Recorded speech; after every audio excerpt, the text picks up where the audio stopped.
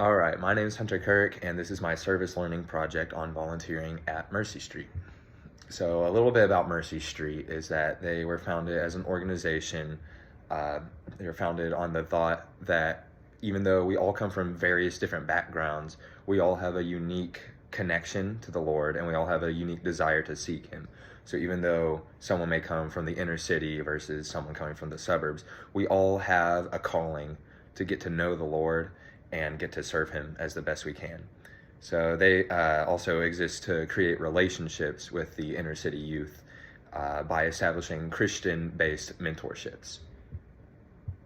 The first principle that I was able to implement at Mercy Street was HR training and development. So this is located in chapter 12 on pages 168 and 171. So this is a principle, it's like a subsection under HR, just called training and development. And training, I believe in the book, it's defined as teaching organizational members how to perform their job and help them acquire the knowledge necessary to perform a certain job. And development is defined as building the knowledge of the skill set of members so they are prepared to accommodate certain challenges that may arise and changing responsibilities. This applies to Mercy Street because when I was volunteering, I was able to get an idea of like how they train and develop their staff there.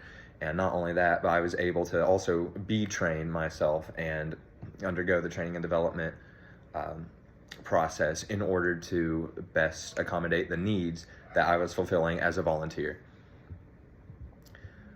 The second principle is the principle of ethics. So this is in chapter 4 on page 56, and there's two kinds. There's social and occupational ethics. I believe the best way they could be defined in one sentence would be standards that govern an individual's actions in a workplace or a general society. At Mercy Street, we learned a lot about how to apply ethics. There were certain situations that came out of certain scenarios. So one of those was there was a parent that was upset with one of the call because I was working the baseball games, the scoreboard, and they came up to me and they started questioning me on why the call had been made. I had to tell them I'm not the person that makes the call. I'm just keeping score. I'm doing what the umps tell me to put on the scoreboard. And I was able to handle it in such a way that I believe was honoring to the Lord and was patient rather than just becoming flustered immediately with them. There was also a man there named Maurice who gave us several acronyms, and the one that stuck out to me most was PRIDE. That stands for Personal Righteousness Interrupting Divine Excellence. And this reminded me that even though we feel as though we're right in every situation, we obviously are not right in every situation. And it's easy to let our flesh get in the way of how we should really handle a situation and what we should actually do, which should be to serve the Lord and exhibit kindness to others.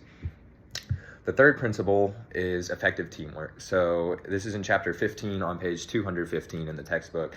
And the book defines a team as a group whose members work effectively and intensely with one another to achieve a specific or common goal.